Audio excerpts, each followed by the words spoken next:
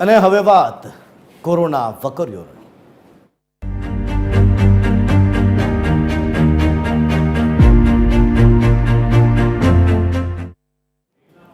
ગુજરાતમાં કોરોનાના કેસોમાં સતત વધારો થઈ રહ્યો છે. કોરોનાના કેસનો આંકડો હવે વધીને 190 થઈ ગયો છે, જેમાં સૌથી વધુ 131 કેસ માત્ર અમદાવાદમાંથી જ છે. ગુજરાતના અનેક જિલ્લામાં હાલ કોરોના પોઝિટિવ દર્દીઓ છે, જેને ગ્રાફિક્સના માધ્યમથી આપણે સમજવાનો પ્રયત્ન કરીશું કે કયા જિલ્લામાં અથવા તો કયા વિસ્તારમાં કોરોનાના કેટલા કેસો નોંધાયા છે.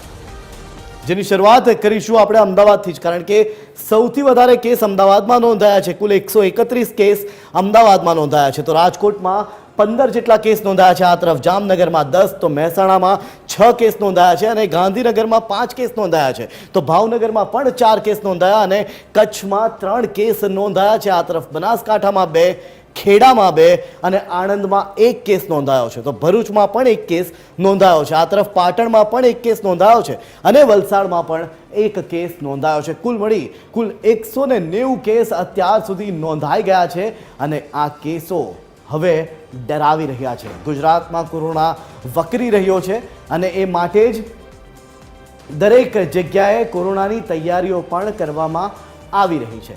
10 દિવસમાં કોવિડ પોઝિટિવનો આંક 183 જેટલો વધી ગયો છે. Covid positive